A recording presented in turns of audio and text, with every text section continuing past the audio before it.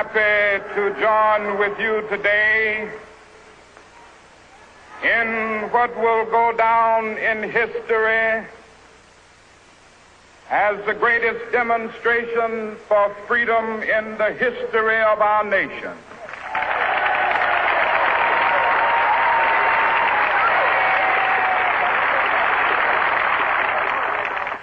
Five score years ago, a great American in whose symbolic shadow we stand today signed the Emancipation Proclamation. This momentous decree came as a great beacon light of hope to millions of Negro slaves who had been seared in the flames of withering injustice. It came as a joyous daybreak to end the long night of their captivity. But 100 years later, the Negro still is not free. 100 years later, the life of the Negro is still sadly crippled by the manacles of segregation and the chains of discrimination. 100 years later, the Negro lives on a lonely island of poverty in the midst of a vast ocean of material prosperity. 100 years later,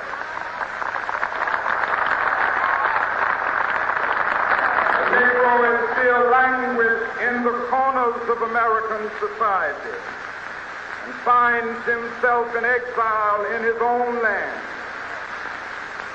When the architects of our republic wrote the magnificent words of the Constitution and the Declaration of Independence, they were signing a promissory note to which every American was to fall heir.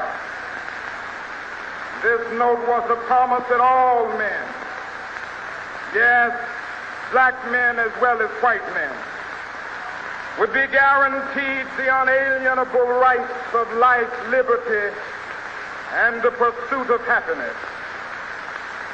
It is obvious today that America has defaulted on this promissory note insofar as her citizens of color are concerned. Instead of honoring this sacred obligation, America has given the Negro people a bad check, a check which has come back marked insufficient funds.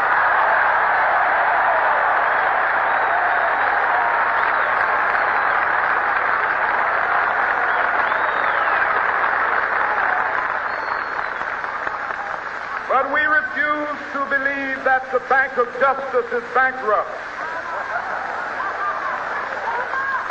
We refuse to believe that there are insufficient funds in the great vaults of opportunity of this nation.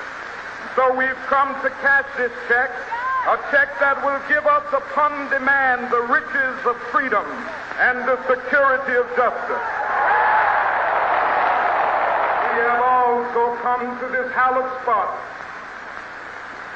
to remind America of the fierce urgency of now. Now is the time to make real the promises of democracy. Now is the time to rise from the dark and desolate valley of segregation to the sunlit path of racial justice. Now is the time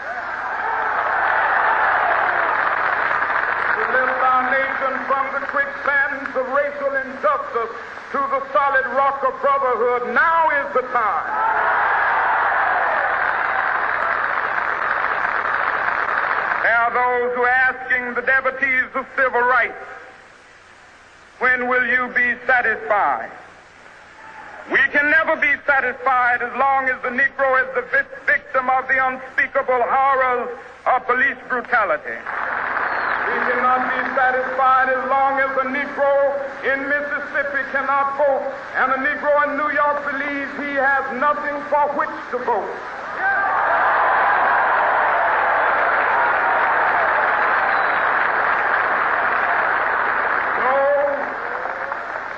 No, we are not satisfied, and we will not be satisfied until justice rolls down like waters and righteousness like a mighty stream.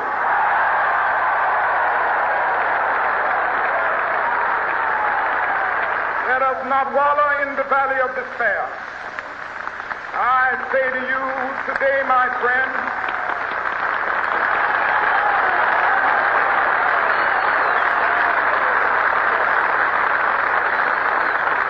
so even though we face the difficulties of today and tomorrow, I still have a dream.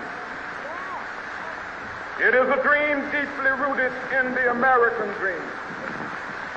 I have a dream that one day this nation will rise up, live out the true meaning of its creed. We hold these truths to be self-evident, that all men are created equal. I have a dream that one day on the red hills of Georgia, the sons of former slaves and the sons of former slave owners will they be able to sit down together at the table of brotherhood. I have a dream that one day even the state of Mississippi, a state sweltering with the heat of injustice, sweltering with the heat of oppression, will be transformed into an oasis of freedom and justice. I have a dream that my 4 little children will one day live in a nation where they will not be judged by the color of their skin, but by the content of their character. I have a dream today.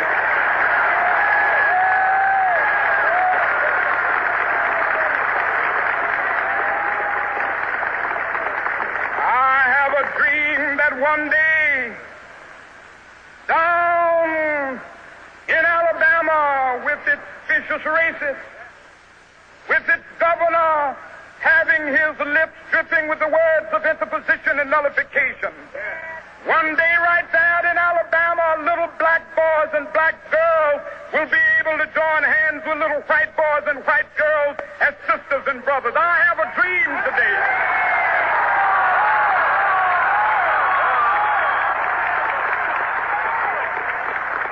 I have a dream that one day every valley shall be exalted.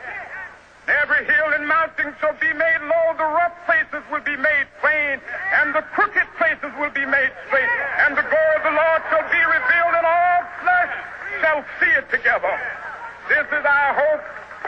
This is the faith that I go back to the South with.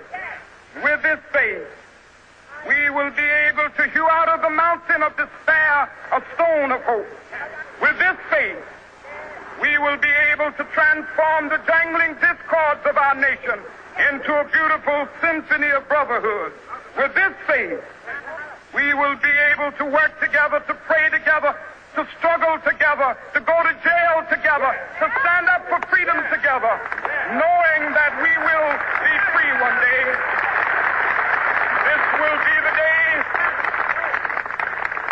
This will be the day when all of God's children be able to sing with new meaning, my country, tears of thee. Sweet land of liberty, of thee I sing. Land where my fathers died, land of the pilgrim's pride.